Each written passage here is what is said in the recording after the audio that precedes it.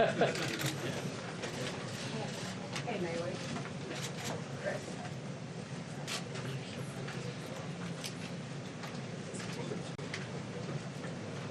Task force is in the room. The president is let this come out of the secretary to Jonathan Russell. Yep.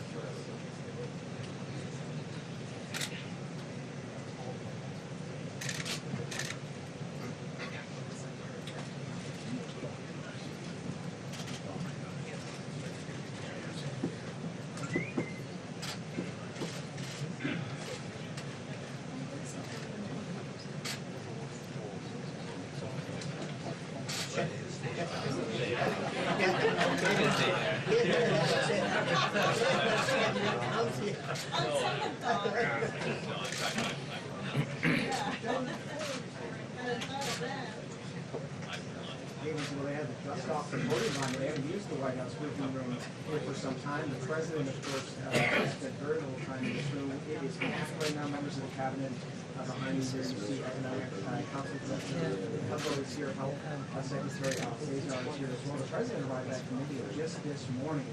And the fact that he is holding this press conference today is a sign of just how seriously he takes the threat from this disease and how seriously it could impact his presidency. So we expect in the next few minutes the president to talk about his plans and that $2.5 billion. Okay, I'm done. Thank you.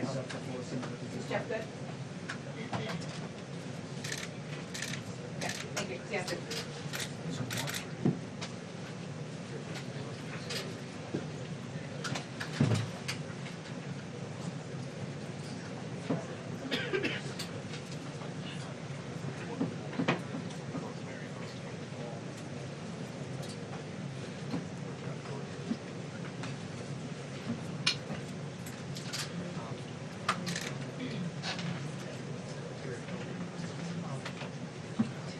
Anything else?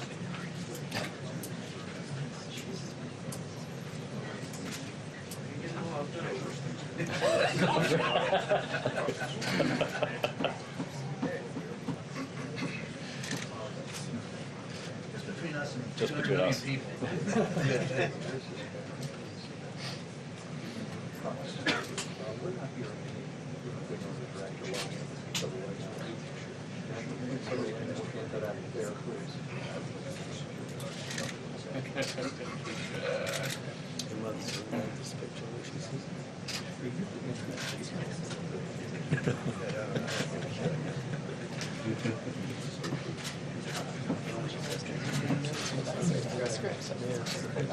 Trying to decide.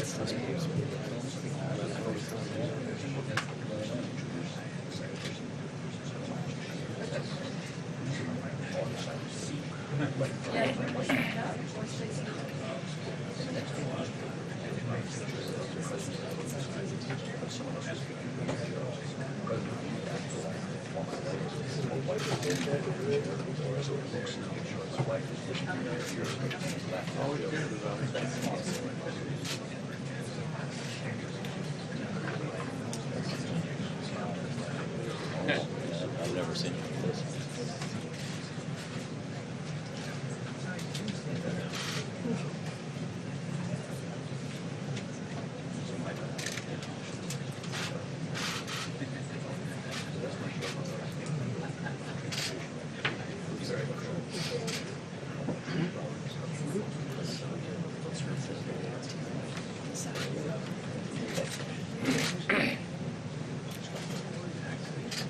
Yeah, well, Georgia said they were waiting on the president to come in. And right now, the people that you're seeing here in the briefing room are the President's Coronavirus Task Force that they assembled.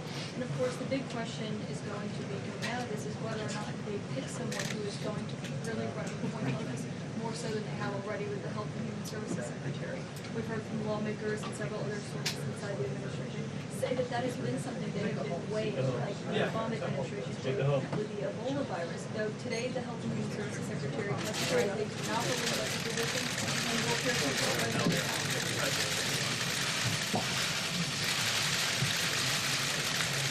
Thank you very much, everybody. Thank you very much.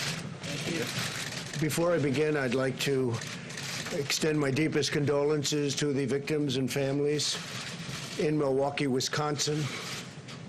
Earlier today, a wicked murderer opened fire at a Molson Coors Brewing Company plant, taking the lives of 5 people. A number of people were wounded, some badly wounded. Our hearts break for them and their loved ones. We send our condolences. We'll be with them. And it's a terrible thing, terrible thing. So our hearts go out to the people of Wisconsin and to the families. Thank you very much. I've just received another briefing from a great group of talented people on the virus that is going around to various parts of the world. We have, through some very good early decisions that were actually ridiculed at the beginning, we closed up our borders to flights coming in from certain areas, areas that were hit by the coronavirus and hit pretty hard. And we did it very early. A lot of people thought we shouldn't have done it that early, and we did, and it turned out to be a very good thing. And the number one priority from our standpoint is the health and safety of the American people, and that's the way I viewed it when I made that decision. Because of all we've done, the risk to the American people remains very low. And we have the greatest experts in the world, really in the world, right here. The people that are called upon by other countries when things like this happen. We're ready to adapt, and we're ready to do whatever we have to as the disease spreads, if it spreads. As most of you know, the level that we've had in our country is very low, and those people are getting better, or we think that in almost all cases, the better are getting. We have a total of 15. We took in some from Japan. You heard about that, because they're American citizens, and they're in quarantine.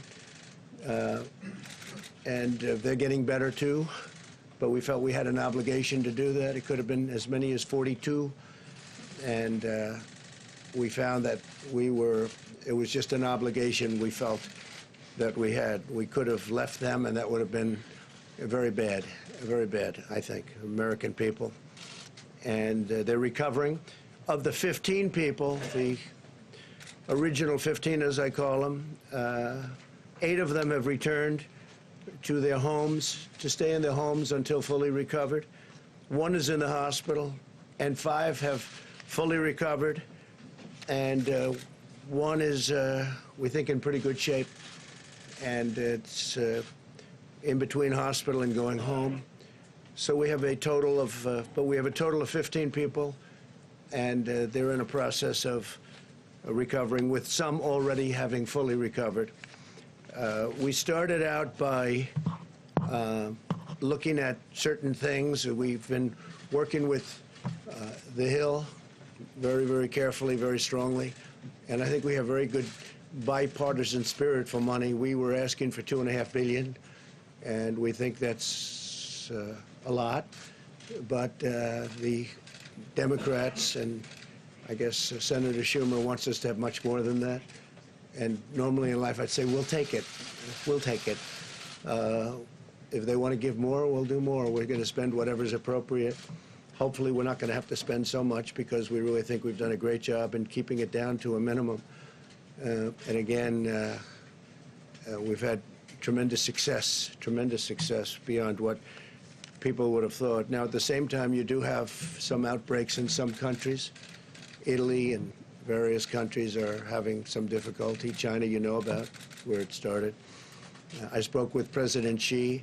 We had a great talk. He's working very hard, I have to say. He's working very, very hard. And if you can count on the reports coming out of China, that spread has gone down quite a bit. The infection seems to have gone down over the last 2 days. As opposed to getting larger, it's actually gotten smaller. In one instance where we think it's somewhat reliable, it seems to have gotten quite a bit smaller. With respect to the money that's being negotiated, they can do whatever they want. I mean, we'll do the 2.5. We're requesting 2.5. Some Republicans would like us to get 4, and some Democrats would like us to get 8.5. And we'll be satisfied whatever it is. We're bringing in a specialist, very highly regarded specialist tomorrow, who works actually at the State Department, very, very tremendously talented in doing this. I want you to understand something that shocked me when I saw it, that I spoke with Dr. Fauci on this, and I was really amazed, and I think most people are amazed to hear it. The flu in our country kills from 25,000 people to 69,000 people a year. That was shocking to me. And so far, if you look at what we have with the 15 people, and they're recovering, one is pretty sick, but hopefully will recover. But the others are in great shape. But think of that, 25,000 to 69,000.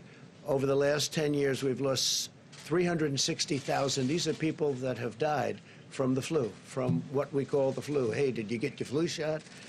And that's something. Now, what we've done is we've stopped non-U.S. citizens from coming into America from China. That was done very early on. We're screening people, and we have been at a very high level, screening people coming into the country from infected areas. We have in quarantine those infected and those at risk. We have a lot of great quarantine facilities. We're rapidly developing a vaccine, and they can speak to you. The professionals can speak to you about that. The vaccine is coming along well, and in speaking to the doctors, we think this is something that we can develop fairly rapidly, a vaccine for the future, and coordinate with the support of our partners. We have great relationships with all of the countries that we're talking about. Some it's a fairly large number of countries. Some it's one person, and many countries have no problem whatsoever. And we'll see what happens. But we're very, very ready for this, for anything, whether it's going to be a breakout of larger proportions or whether or not we're at that very low level. And we want to keep it that way. So we're at the low level. As they get better, we take them off the list, so that we're going to be pretty soon at only 5 people, and we could be at just 1 or 2 people over the next short period of time. So we've had very good luck. The Johns Hopkins, I guess it is a highly respected, great place. They did a study, comprehensive, the country's best and worst prepared for an epidemic. And the United States is now, we're rated #1. We're rated #1 for being prepared. This is a list of different countries. I don't want to get in your way, especially since you do such a good job. This is a list of the different countries. The United States is rated #1, most prepared. United Kingdom, Netherlands, Australia, Canada, Thailand, Sweden, Denmark, South Korea, Finland. This is a list of the best rated countries in the world by Johns Hopkins. We're doing something else that's important to me, because he's been terrific in many ways, but he's also very good on health care. And we really followed him very closely. A lot of states do. When Mike was governor, Mike Pence of Indiana, they've established great health care. They have a great system there, a system that a lot of the other states have really looked to and changed their systems. They wanted to base it on the Indiana system. He's very good. And I think, and he's really very expert at the field. And what I've done is I'm going to be announcing exactly right now that I'm going to be putting our Vice President, Mike Pence, in charge. And Mike will be working with the professionals, doctors, and everybody else that's working. The team is brilliant. I spent a lot of time with the team over the last couple of weeks, but they're totally brilliant, and we're doing really well. And Mike is going to be in charge, and Mike will report back to me. But he's got a certain talent for this, and I'm going to ask Mike Pence to say a few words, please. Thank you, Mike.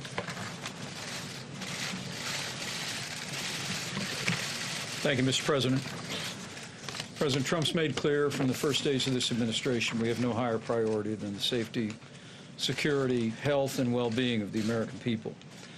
And from the first word of an outbreak of the coronavirus, the President took unprecedented steps to protect the American people from the spread of this disease. He recounted those briefly, but the establishment of travel restrictions, aggressive quarantine effort of Americans that are returning, the declaration of a public health emergency, and establishing the White House Corona Task Force are all reflective of the urgency that the President has brought to a whole-of-government approach. As a former governor from the state where the first MERS case emerged in 2014, I know full well the importance of presidential leadership, the importance of administration leadership, and the vital role of partnerships of state and local governments and health authorities in responding to the potential threat of dangerous infectious diseases. And I look forward, Mr. President, to serving in this role and bringing together all the members of the Corona Task Force that you've established, HHS, CDC, DHS, the Department of Transportation, and State. This team has been, at your direction, Mr. President, meeting every day since it was established. My role will be to continue to bring that team together, to bring to the President the best options for action to see to the safety and well-being and health of the American people. We'll also be continuing to reach out to governors, state and local officials. In fact, in the recent days, the White House met with over 40 state, county, and city health officials from over 30 states and territories to discuss how to respond to this, to the potential threat of the coronavirus. We'll be working with them in renewed ways to make sure they have the resources to be able to respond. And as the President said, we'll be adding additional personnel here at the White House to support our efforts on the President's behalf. We'll also be working with members of Congress to ensure that the resources are available for this whole-of-government response, and we'll be working very closely with Secretary Azar and his team that have done an outstanding job communicating to the public to ensure the American people have the best information on ways to protect themselves and their families, and also that the public has the most timely information on the potential threat to the American people.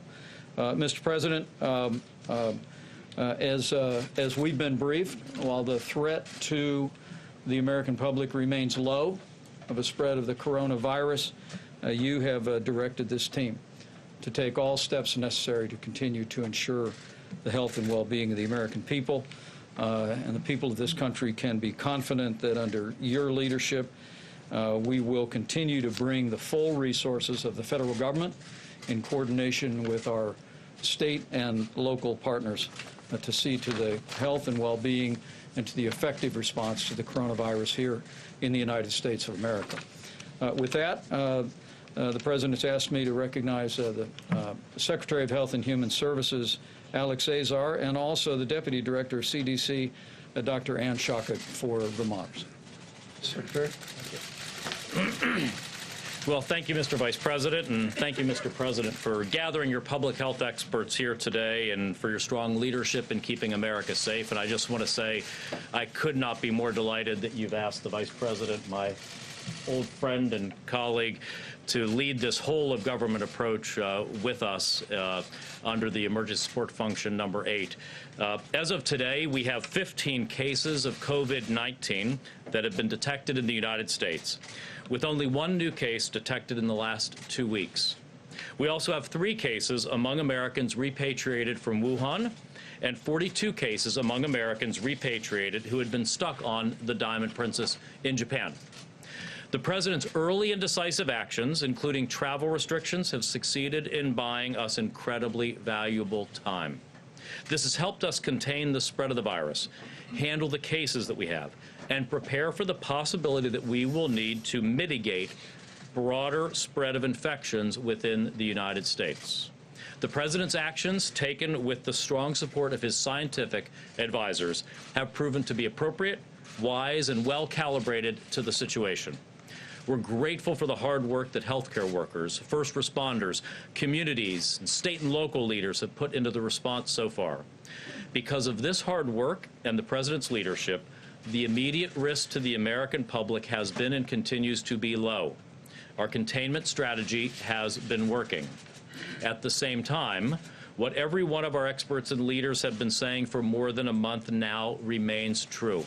The degree of risk has the potential to change quickly, and we can expect to see more cases in the United States. That is why we've been reminding the American public and our state, local, and private sector partners that they should be aware of what a broader response would look like. CDC has recommended that the American public, and especially state and local governments, businesses, and other organizations, should refresh themselves on how they would respond in the event that the situation worsens. We're encouraging Americans to learn what future steps might be necessary to keep themselves and their communities safe. Knowing these potential steps now can help keep the risk to you and your community low. Americans can find useful information at cdc.gov/COVID, COVID-19. And we're working closely with government and private sector partners to educate them about preparedness. Finally, we've begun working with Congress to secure the funding that we need. There are 5 major priorities in the White House request to Congress that the White House made on Monday. These priorities are: first, expanding our surveillance network; second, support for state and local governments work; third and fourth, development of therapeutics and vaccines; and fifth, manufacturing and purchase of personal protective equipment like gowns and masks. As chairman of the President's Coronavirus Task Force, I'm committed to providing regular updates from our coordinated interagency process. We've had our top public health leaders, like those joining me here today, speaking to the media many times per day to inform the American public. The Trump administration is going to continue to be aggressively transparent, keeping the American people and the media apprised of the situation and what everyone can do. With that, I'm going to hand things over to Dr. Anne Schuchat. Dr. Schuchat is the senior career official at the Centers for Disease Control and Prevention, the principal deputy director, with an over 30-year career at the CDC in public health and as a member of the United States Public Health Service Commission Corps. So, Dr. Schuchat, I'll turn it over to you. Thanks so much, Mr. Secretary. As you know, this has been a difficult and challenging time, and our hearts go out to the individuals who have been directly affected by the virus and to all those who have been working tirelessly in responding to it. Our aggressive containment strategy here in the United States has been working and is responsible for the low levels of cases that we have so far. However, we do expect more cases. And this is a good time to prepare. As you heard, it's the perfect time for businesses, healthcare systems, universities, and schools to look at their pandemic preparedness plans, dust them off, and make sure that they're ready. And we have lots more information at the CDC's website and in partnership on how to do that. But it's also a really good time for the American public to prepare and for you to know what this means for you. The coronavirus that we're talking about is a respiratory virus. It's spread in a similar way to the common cold or to influenza. It's spread through coughs and sneezes.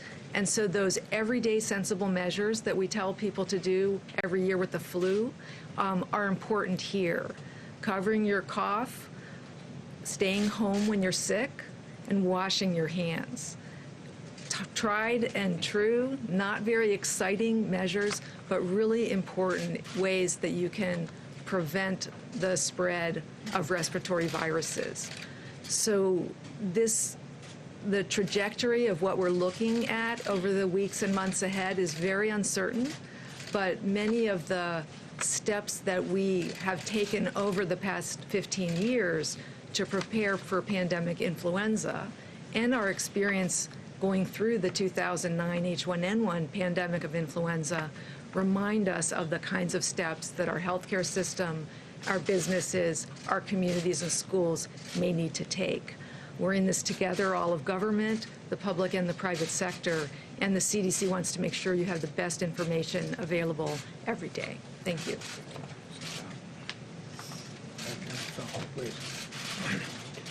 I just want to give you a very quick update on the.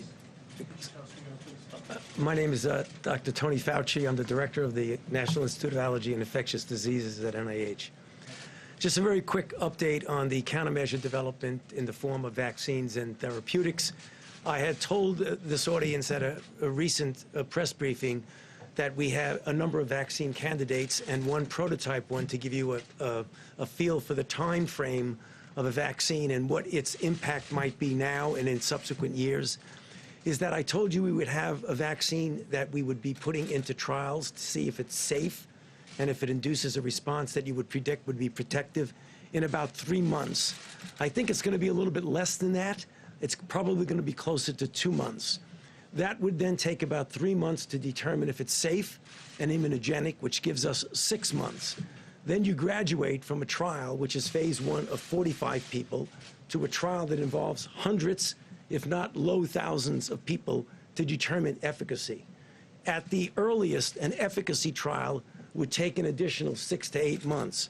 So although this is the fastest we have ever gone from a sequence of a virus to a trial, it still would not be any applicable to the epidemic unless we really wait about a year to a year and a half. Now, that means 2 things. One, the answer to containing is public health measures. We can't rely on a vaccine over the next several months to a year. However, if this virus, which we have every reason to believe it is quite conceivable that it will happen, will go beyond just a season and come back and recycle next year. If that's the case, we hope to have a vaccine. And then finally and briefly, therapeutics. There are a number of antiviral drugs that are being tested. A few days ago, we initiated a randomized controlled trial of a drug called remdesivir, which has antiviral activity in vitro in an animal model. The good news about that is that it's a trial that's randomized to either placebo or standard of care and drug and standard of care, which means that we will know reasonably soon whether it works. And if it does, we will then have an effective therapy to distribute. Thank you. Thank you. Go ahead, please. Thank you very much, Mr. President. First of all, you have just come from a long and busy trip from India. And Great country. As far as this coronavirus is concerned, you have a great scientific and medical team behind you and with you, and I'm sure they will keep America safe. As far as your trip to India, Mr. President, where do we go from here as far as U.S.-India relations are concerned? And also, Mr. President, you are very famous in India, and Prime Minister Modi is very famous in America. What is the future? And Indian-American community is with you, Mr. President. Yeah, we won't talk too much about that other than I just got back. Long flight. It's a long flight. He's a great gentleman, a great leader. It's an incredible country. We were treated very, very well, and we really enjoyed it. A lot of tremendous progress was made in terms of relationship. Our relationship with India is extraordinary right now, and we're going to be doing a lot of business with India. They're sending billions and billions of dollars now to the United States, but we'd rather talk about this right now. The CDC said yesterday that they believe it's inevitable that the virus will spread in the United States, and it's not a question of if, but when. Do you agree with that assessment? Well, I don't think it's inevitable. It probably will. It possibly will. It could be at a very small level, or it could be at a larger level. Whatever happens, we're totally prepared. We have the best people in the world. You see that from the study. We have the best prepared people, the best people in the world. Congress is willing to give us much more than we're even asking for. That's nice for a change. But we are totally ready, willing, and able. It's a term that we use. It's ready, willing, and able. We have, it's going to be very well under control. Now, it may get bigger, it may get a little bigger, it may not get bigger at all. We'll see what happens. But regardless of what happens, we're totally prepared. Please. Mr. President, you talked a little earlier about the screening measures that you put in place and the travel restrictions you put in place regarding China. At this point, as the virus spreads in Italy and South Korea, are you planning on adding those countries? Well, just so you understand, I'm the president of the United States. I'm not the president of other countries. Other countries, some are on the list that are very respected in what they do in terms of what we're talking about. But I really want to be responsible for this country if it means placing a very strong situation on the border so people can't come into our country from a country that is infected. We're doing that, and we've already done it with numerous countries. But we have to focus on this country. I don't think it's right to impose ourselves on others. But if others aren't taking care or we think they're doing it incorrectly, we're dealing with World Health, and we have terrific people. And CDC does go around and help other countries, give them recommendations as what to do. But they're working on their countries, and we're working on our countries. And so far, from our standpoint, it's really worked out very well. Just to follow up on Steve's question, can you clarify, are you considering restricting travel to and from South Korea, Italy, and other countries that have been affected? At a right time, we may do that. Right now, it's not the right time, but at a right time. And we are checking people as they come through, specifically for the problem that we're dealing with. So we're checking a lot of people if they're coming from South Korea's been hit pretty hard. Italy's been hit pretty hard. China is obvious what's happened in China. But again, the numbers seem to be leveling off and going down in China, which is very good news. So we'll see what happens. Please. The White House has spent the day denying that they are going to appoint a czar to run point on the coronavirus response. Today, the Secretary Azar testified that he didn't think one was necessary and they were going to run it out of HHS. And you yourself have been downplaying this. So why are you now selecting the Vice President to run Mike point is on not this? his Vice President. He's in the administration. But I'm having everybody report to Mike. Mike's been very good, very adept. Anybody that knows anything about health care, they look at the Indiana model, and it's been a very great success. It's been a tremendous model in terms of health care, and this is really an offshoot of that. So this isn't a czar. I don't view Mike as a czar. Mike is part of the administration, but I'm having them report to Mike. Mike will report to me. They'll also be reporting in some cases to both. I'll be going to meetings quite a bit, depending on what they want to do and what message we want to get out. But we've done really an extraordinary job. When you look at a country this size, with so many people pouring in, we're the #1 in the world for people coming into a country by far, and we have a total of 15 cases, many of which, almost much within a day, I will tell you, most of whom are fully recovered. I think that's really a pretty impressive mark. Now, we did take in 40 people that were Americans, and they're also recovering, but we brought them in, so I have a different group. But we felt we had an obligation to American citizens outside of the country that were trying to get back in. We thought it was very important. Mr. President, the stock market has taken a big hit over the past few days. What can you do about that? And if the CDC is right in saying that the spread is inevitable, are you going to be dealing with stock market issues and economy issues for some time to come? Well, I really think the stock market is something I know a lot about. I think it took a hit maybe for two reasons. I think they look at the people that you watched debating last night and they say if there's even a possibility that can happen. I think it really takes a hit because of that. And it certainly took a hit because of this, and I understand that also because of supply chains and various other things, and people coming in. But I think the stock market will recover. The economy is very strong. The consumer is the strongest it's ever been. Our consumers are incredible. They're incredible. That's why we're doing well, and other countries have not. Even before the virus, we're doing great. Other countries have not been doing great. Our consumer is very, very strong, very powerful economically. Yeah, please. Mr. President, have you been presented any plans that would involve quarantining cities like we saw in China, and what would have to happen for you to take a We step do like have that? plans of on a much larger scale, should we need that. We're working with states. We're working with virtually every state. And we do have plans on a larger scale if we need it. We don't think we're going to need it, but, you always have to be prepared. And, again, Congress is talking to us about funding, and we're getting far more than what we asked for. And I guess the best thing to do is take it. We'll take it. How much are you willing to give? How much money are you willing to give Congress if they're going $6 Well, we're billion going to more see, but we'll than take care of states because states are working very hard. We have hospitals in states that make rooms available, and they're building quarantine areas where you can keep people safely. We're working really well with states. It's a very big part of it.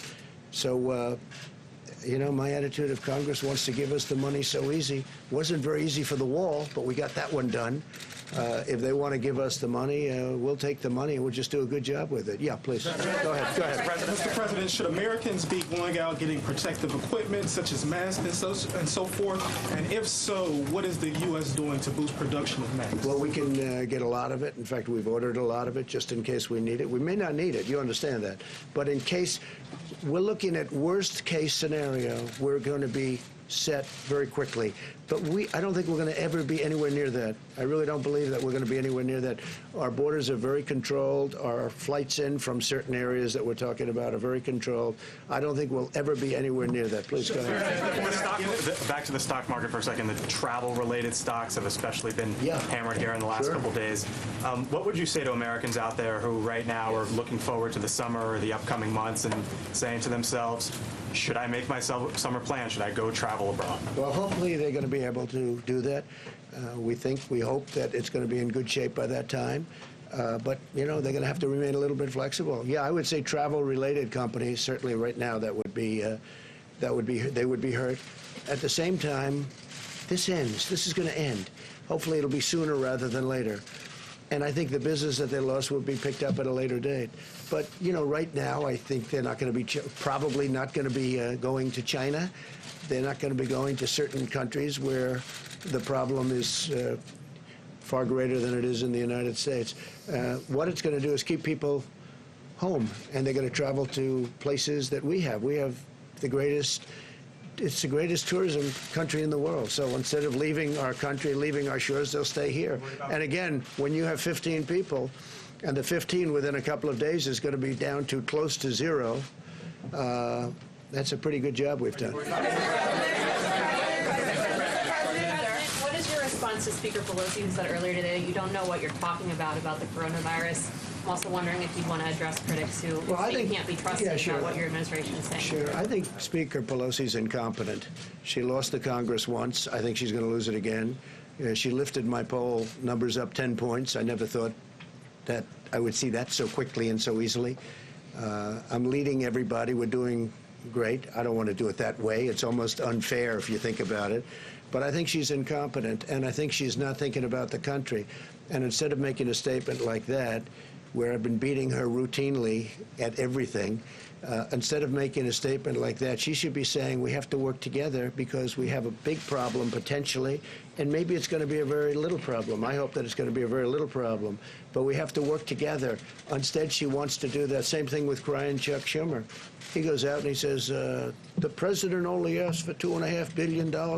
He should have $8.5 billion. This is the first time I've ever been told that we should take more. Usually it's we have to take less. And we should be working together. He shouldn't be making statements like that because it's so bad for the country. And Nancy Pelosi, I mean, she should go back to her district and clean it up because it's the #1. If you look at percentage down, that was one of the finest in the world, and now you look at what's happening. And I'm just saying, we should all be working together. She's trying to create a panic, and there's no reason to panic because we have done so good. These professionals behind me and over here and over there and back here and in some conference rooms. I just left a group of 45 people that are the most talented people in the world. Parts of the world are asking us in a very nice way, can they partake and help them?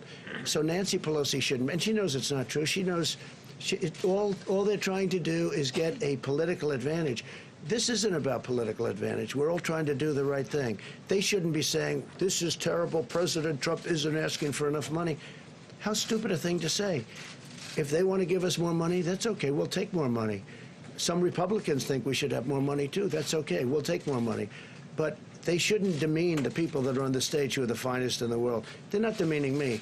They're demeaning the greatest healthcare professionals in the world and people that do exactly what we're talking about. Your campaign today sued the New York Times for an opinion piece. Yeah. Is it your opinion or is it your contention that if people have an opinion contrary to yours that they should be sued? Well, when they get the opinion totally wrong, as the New York Times did, and frankly, they've got a lot wrong over the last number of years. So we'll see how let that work its way through the courts. Right? No. If you read it, you'll see it's beyond an opinion. That's not an opinion. That's something much more than an opinion. They did a bad thing, and there'll be more coming. There'll be more coming. Crisis here. Tokyo will host a Summer Olympics this July. Do you expect Tokyo will be? I hope so, because Shinzo Abe is a very good friend of mine. I love the people of Japan, and I hope it's going to be in good shape. As you know, you have a number of people in Japan who have been infected. I hear they're doing a very professional job, which doesn't surprise me at all. With Shinzo and with all of the people you have, I know Japan very well. I think they're going to handle it very well. It's a little tight. You know, it's a little tight. They spent billions of dollars building one of the most beautiful venues I've ever seen. And your Prime Minister is very proud of it. I hope it's going to be fine. We hope it will. Thank you very much, Mr. President. The doctor at CDC just talked about dusting off preparedness plans. But coming from you, it has more weight. Do you feel that U.S. schools should be preparing for a coronavirus spreading? I would think so, yes. I mean, I haven't spoken specifically about that with the various doctors, but I would think so, yes. I think every aspect of our society should be prepared. I don't think it's going to come to that, especially with the fact that we're going down, not up. We're going very substantially down, not up. But yeah, I think schools should be preparing and, you know, get ready just in case. The words are just in case. We don't think we're going to be there. We don't think we're going to be anywhere close. And again, if you look at some countries, they are coming down. It's starting to go in the other direction. This will end. This will end.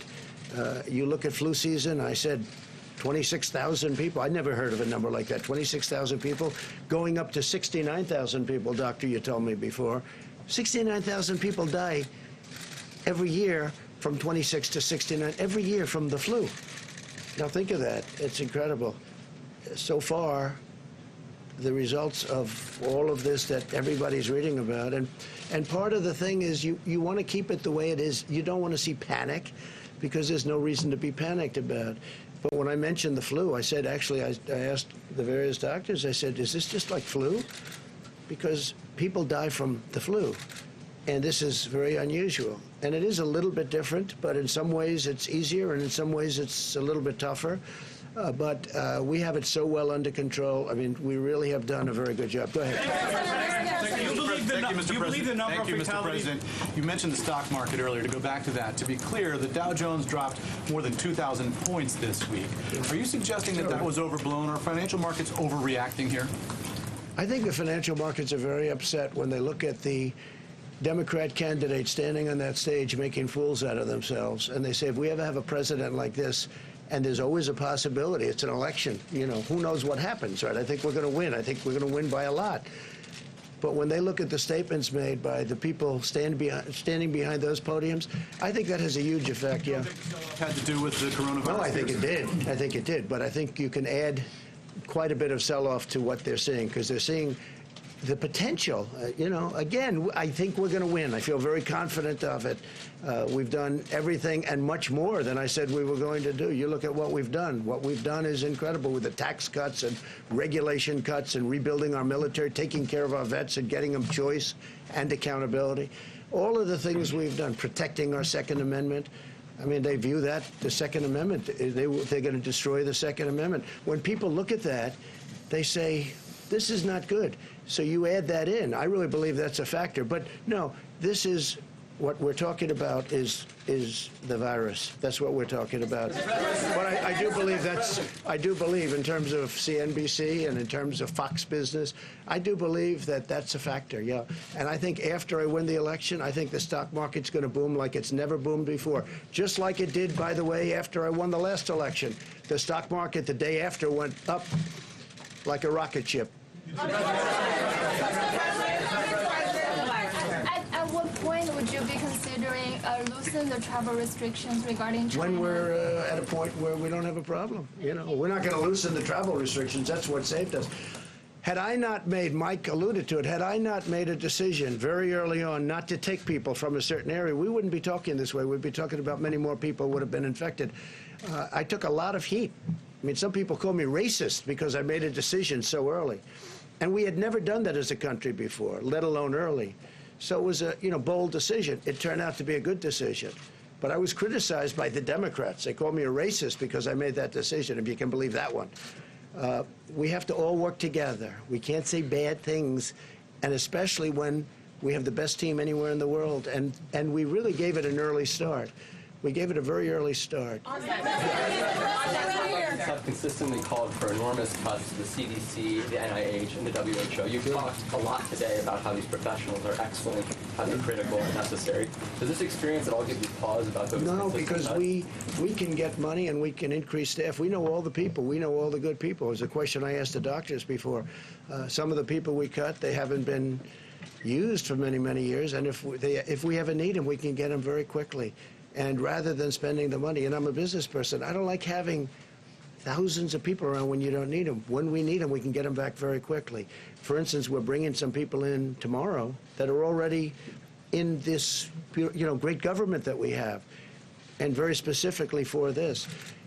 We can build up very, very quickly, and we've already done that. I mean, we really have built up. We have a great staff, and using Mike, I'm doing that because he's in the administration, and he's very good at doing what he does and doing as it relates to this. Yeah, go ahead. Go ahead, please. Thank you, Mr. President. Yeah, go ahead. So far, your administration. I picked him, but you're fine. So far, your administration is only testing less than 500 people, and health officials are questioning whether that's enough, comparing to other countries who have tested more than tens of thousands of people. Are you planning to test more people?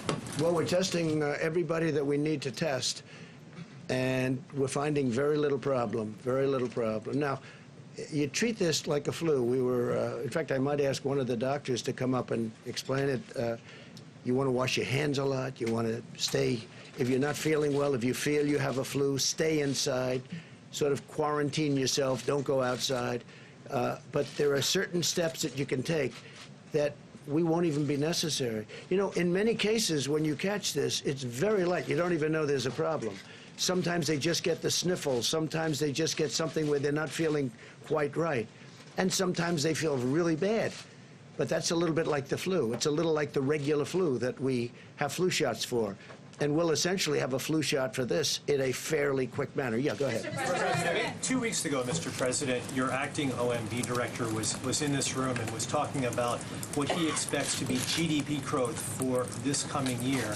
He said it was 3%, and we've talked about the effects of the coronavirus on the supply chain, the declines in the financial markets. Are you still confident that you'll see that kind of economic growth this year? No, we're going to have tremendously low unemployment. We're setting records in that way. In fact, the administration is, as you know, the lowest average unemployment of any administration in history. And our numbers are very low, very good, 3.5, 3.6.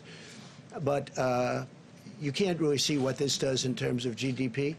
It could affect it, but that's irrelevant compared to what we're talking about. We want to make sure it's safe. Safety, number one. But this would have, an impact on GDP. But we're still we're doing great. But this will have, just like, I'll tell you what has a big impact. Boeing has a big impact. How did that happen? A year ago, all of a sudden, that happened. I think that took away a half a point to a point even. You know, it's a massive company. I think Boeing, we had the General Motors strike. That was a big impact on GDP. And of course, we're paying interest rates. I disagree with the head of the Fed.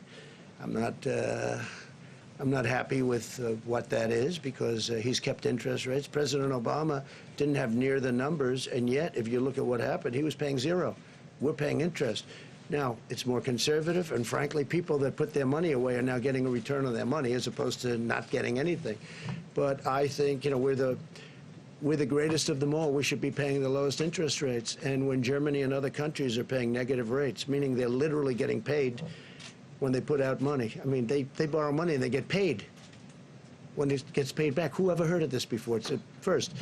But we don't do that. So I totally disagree with our Fed. I think our Fed has made a terrible mistake, and it would have made a big difference. As good as we've done, even without the 2,000 points, and we started off at 16,000, and we'll be at 28,000 without. We were going to crack 30,000. We have had increases like nobody's seen before, but we're doing well. But we have to watch We're doing well anyway, in other words, even despite the 2,000 points. It sounds like a lot, and it's a lot, but it's nothing. It's very little compared to what we've gone up. But we'll be watching it very closely. But we have been hurt by General Motors. We've been hurt by Boeing, and we've been hurt, in my opinion, very badly by our own Federal Reserve, who has also created a very strong dollar. That's something nice about a strong dollar, but it makes it much harder to do business outside of this country. Thank you, sir. A number of your supporters online have embraced these theories or forwarded these theories that the CDC may be exaggerating the threat of coronavirus to hurt you politically. Rush Limbaugh the other day said this has been advanced to weaponize the virus against you. You don't mean my supporters. You mean my people that are not supporters. Right, your opponents. I agree with that. I agree. I think, and I'd like it to stop. I think people know that when Chuck Schumer gets upset, I mean, he did the same thing with a couple of trade deals that are phenomenal deals now. Everybody's acknowledged they're phenomenal deals. Before he ever saw the deal, he didn't even know we were going to make a deal.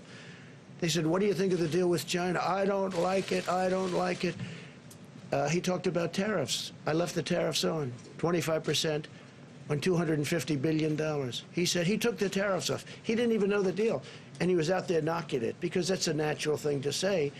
But when you're talking about especially something like this, we have to be on the same team. This is too important. We have to be on the same team. Have you seen evidence that the CDC is trying to hurt you? No, I don't think the CDC is at all. No, they've been working really well together. Yeah. No, they really are. They're professional. I think they're beyond that. They want this to go away. They want to do it with as little disruption, and they don't want to lose life. I see the way they're working. This gentleman, these people behind me, and others that are in the other room. They're incredible people. No, I don't see that at all. Thank you, Mr. President. Thank you very much. I don't know who said that, but that was me. Thank you, Mr. President. Tonight, you're minimizing the risk, the danger of the virus. Are you telling the Americans, except for the ones who are sick, not to change any of their behaviors? No, I think you have to always, I do it a lot anyway, as you probably heard. Wash your hands, stay clean. You don't have to necessarily grab every handrail unless you have to.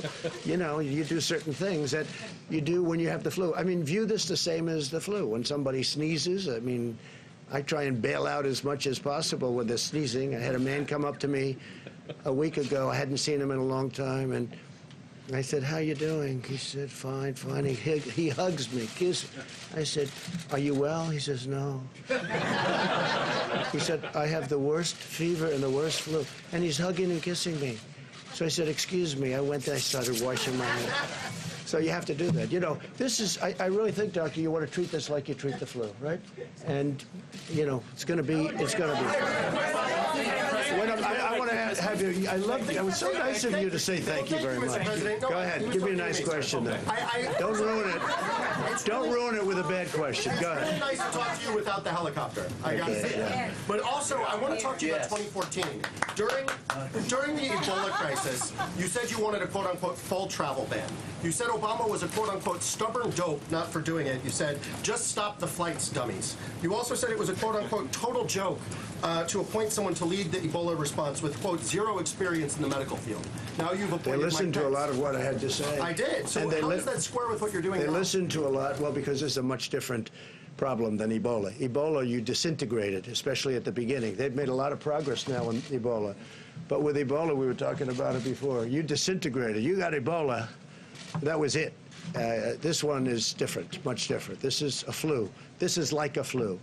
And this is a much different situation than Ebola. But and we're working on Ebola right now, by the way. We're working on certain areas of the Congo. The Congo has Ebola, and caused largely by the fact that they have war and people can't get there. We can now treat Ebola. At that time, it was infectious, and you couldn't treat it. Nobody knew anything about it. Nobody had ever heard of anything like this. So it's a much different situation.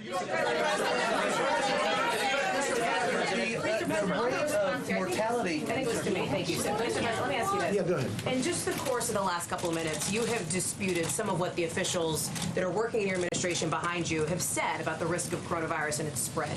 Do you trust your health officials to give you good information, or do you trust your own instincts more? I don't think I have. They've said it could be worse, and I've said it could be worse too. I also think, no, I don't think it's inevitable. I don't think it's inevitable. I think that we're doing a really good job in terms of maintaining borders, in terms of letting people in terms of checking people. And also, that's one of the reasons I'm here today, getting the word out so people they'll know. They're going to know. No, I don't think it's inevitable. I think that there's a chance that it could get worse. There's a chance it could get fairly substantially worse, but nothing's inevitable. So you're not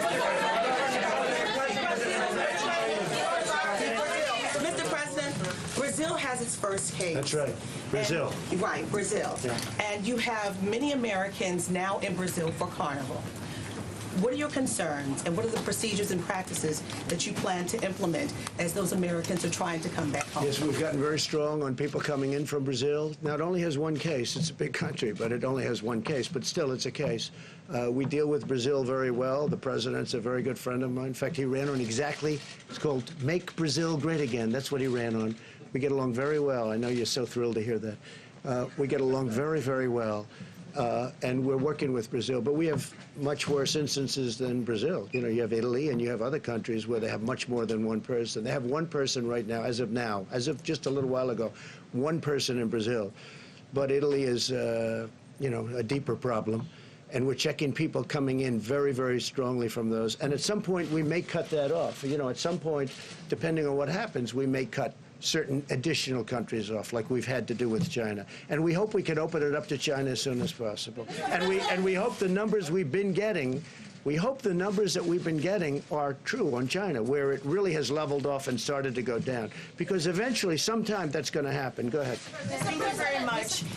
You've said repeatedly that you think the federal government is very prepared, that you're ready for this. Yep. But if you think that Secretary Azar is doing such a great job, why did you feel the need to make a change and put Vice President Mike Pence in charge of the federal response to this virus? I think Secretary Azar is doing a fantastic job. But he also has many other things. I mean, we're working on many, many things together. If you look at his schedule of what he's doing, including drug prices, and I think it's perhaps the most complicated job that we have in government. And I want him to be able to focus on that. And Mike is really good at it. They're going to work together. They're going to work very closely together. And they're both in the administration. I see them all the time, so it really works. This isn't a czar. This isn't going out and getting somebody that's never been in the administration. I have two people that are very talented, and it's something I feel good about. I don't want to spare the horses. I have very talented people. I want to use them on this because I want it to stay low or as low as possible. Thank you, Mr. President. I want to get to China. At the beginning of this outbreak, the Chinese Communist Party covered it up. That has been the general consensus of everyone. How can you now legitimately trust President Xi and the Chinese Communist regime, President Xi, and the Chinese Communist regime to be forthcoming and forthright with this pandemic? Well, I can tell you this. I speak to him. I had a talk with him very recently, and he is working so hard on this problem. He is working so hard, and they're very tough and very smart, it's a significant group of very talented people that are working. And they're calling up Dr. Fauci. They're calling up our people. We're dealing with them. We're giving them certain advice. We actually have, through World Health, we have them over there also, and we have a lot of our people making up that group that went over there. No, he's working very hard. It'd be very easy for me to say, it doesn't matter what I say, really. I can tell you, he is working. I had a long talk with him the other night. He is working really, really hard. He wants it to go away from China and go away fast, and he wants to get back to business as usual. Talked about the flu in comparison to the coronavirus. Flu has a fatality ratio of about 0.1%. Correct. This has a fatality ratio somewhere between 2 and 3%. Well, we don't know exactly what it is. So far. And the flu is higher than that. The flu is much higher than that. There's more people who get the flu, but this is spreading, or it's going to spread maybe within communities. That's the expectation. Does that worry you? Because that seems to be what worries the American people. No, because we're ready for it. It is what it is. We're ready for it. We're really prepared. We have, as I said, we have the greatest people in the world. We're very ready for it. We hope it doesn't spread. There's a chance that it won't spread, too. And there's a chance that it will. Then it's a question of at what level. So far, we've done a great job. When you have 15 people with this whole world coming into the United States, and the 15 people are either better or close to being better, that's pretty good. All right, well, we'll do one more. Go ahead. Mr. President, there have been many cases of price gouging on the sales of medical equipment, masks, and so on. Should the government be investigating that, looking into it, and do you have a message on that? If you tell me that's happening, we would definitely investigate. We don't want that. All right, one more. Go ahead. Go ahead. Thank you. Go ahead. No. Yes? Go ahead. Are you working with China right now, Yes. specifically in what areas? Also, do you We're working worry with about China. We just did the biggest trade deal in history. We did 2 of them between USMCA and the China deal. It's the biggest in history. The relationship with China is a very good one. And I can tell you that, again, President Xi is working really hard. He wants this problem solved as hard as you can work. Thank you all. Thank you all. I may leave you behind and you can answer a few more questions. So you can ask them a few. Are you going to do this more often? Yes. You are? Please. If you'd like this more often. We'll do it more. Mr. President, Wish him good luck. And who? Secretary Azar, given the Pence move. I think if I could just clarify, I think you're not getting the point here of this. I'm still chairman of the task force. Mick Mulvaney's been serving actually an invaluable role for me as acting chief of staff, helping to coordinate across the government with my colleagues and the whole of government approach. Having the vice president gives me the biggest stick one could have in the government on this whole of government approach. So you don't feel like you're being replaced? Not in the least. When this was mentioned to me, I said I was delighted that I get to have the vice president helping in this way. Delighted, absolutely. Will you answer a few more questions, Secretary? Not tonight. I've testified for 8 hours today in 3 hearings, but maybe tomorrow. What's another hour? They estimate that between 50 and 70% of the artists are taken by 70%.